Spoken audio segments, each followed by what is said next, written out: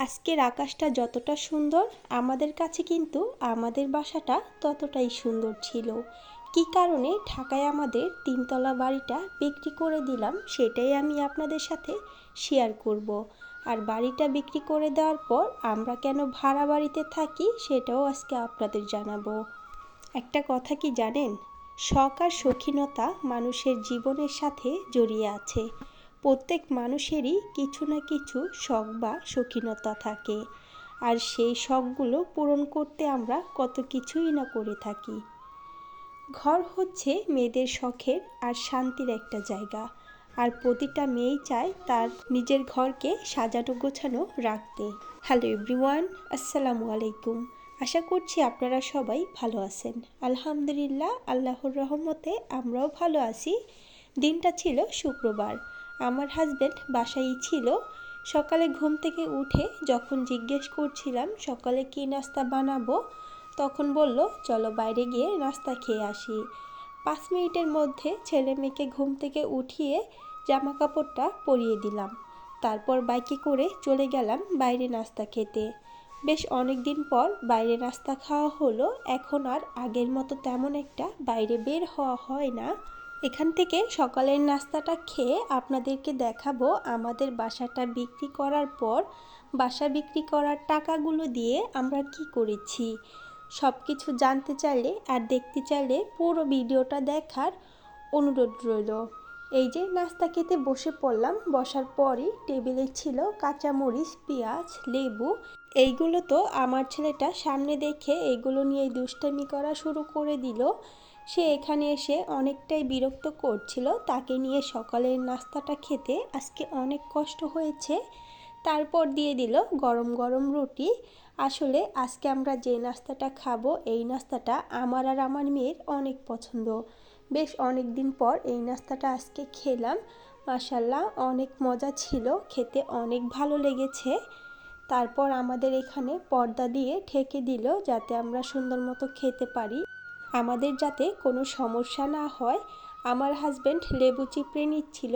আমি বলেছিলাম আমারটাতেও লেবু দিয়ে দিতে।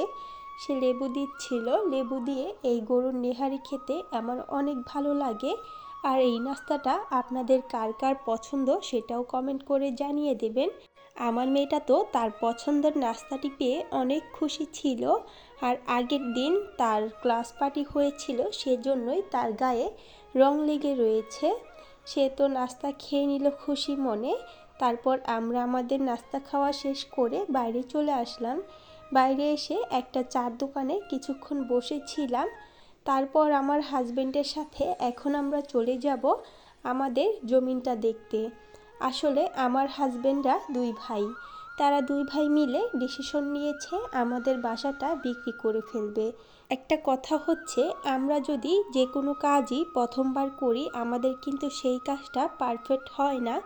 আমরা সেম কাজটাই যদি আবার দ্বিতীয়বার করে থাকি আগেরটার তুলনায় দ্বিতীয়টা কিন্তু আরেকটু ভালো হয়। আমাদের বাসাটা যখন তৈরি করা হয়েছিল তখন কিন্তু আমার বিয়ে হয়নি। বিয়ের আগেই আমাদের বাসাটা বানানো হয়েছিল। বাসার যে ডিজাইনটা রয়েছে আর বাসার যে রুমগুলো রয়েছে সেগুলো কিছুই আমাদের পছন্দ হচ্ছিল না। আর রুমগুলো একটু ছোট হওয়ার কারণে ঘরের জিনিসপত্রগুলো সাজিয়ে গুছিয়ে রাখা যাচ্ছিল না। সেজন্যই আমার হাজব্যান্ড আর আমার ভাসুর মিলে প্ল্যান করলো এই বাসাটা বিক্রি করে ফেলবে। আর বিক্রি করার টাকাগুলো দিয়ে আরও কিছু টাকা মিলিয়ে আরেকটু বড় বাড়ি করবে যাতে আমাদের কোনো সমস্যা না হয়, আর আমাদের ছেলেমেয়ের ভবিষ্যতেও যাতে তাদের কোনো সমস্যা না হয়। তাই তারা দুই ভাই মিলে বাসাটা বিক্রি করে ফেলেছে। আলহামদুলিল্লাহ, আমরা বাসাটা বিক্রি করার পর বাসার টাকাগুলো দিয়ে দুইটা জমি কিনেছি। আমাদের অনেক ইচ্ছে ছিল আমাদের বাসাটার পাশ দিয়েই কোনো একটা জমি কিনে সেখানে বাড়ি করার, কিন্তু তেমনটা হয়ে ওঠেনি। আমাদের কোনো জমিন তেমন পছন্দ হয়নি।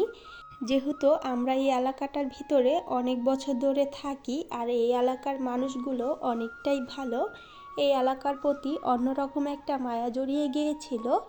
তাই আর এই এলাকা থেকে অন্য এলাকায় যেতে ইচ্ছে করেনি। তারপরও কি আর করার, যেতে হলোই। আমাদের এলাকা থেকে অন্য আরেকটি এলাকায় আমরা জমি কিনেছি।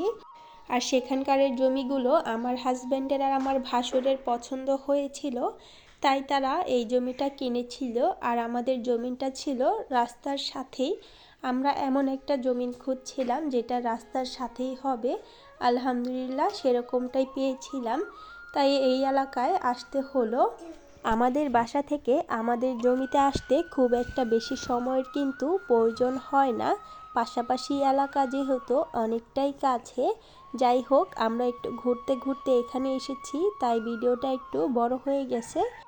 আমরা কিন্তু আমাদের জমিতে চলে এসেছি। এই কারখানাটা হচ্ছে আমার ফুফাতো বোনের হাজবেন্ডের। কারখানাটার পিছনের জমিটাই কিন্তু আমাদের। আমরা কিন্তু আমাদের জমিতে চলে এসেছি। আসার পরই আমার মেয়ে আমাকে ডাকছিল।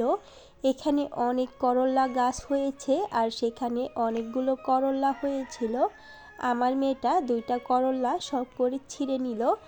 আর তাকে ছিঁড়তে না করা হয়েছিল, যেহেতু আশেপাশের মানুষগুলো এই করল্লা ছিঁড়ে নিয়ে যায়, তাদের যাতে সমস্যা না হয় সেজন্য আমরা আর ছিঁড়িনি।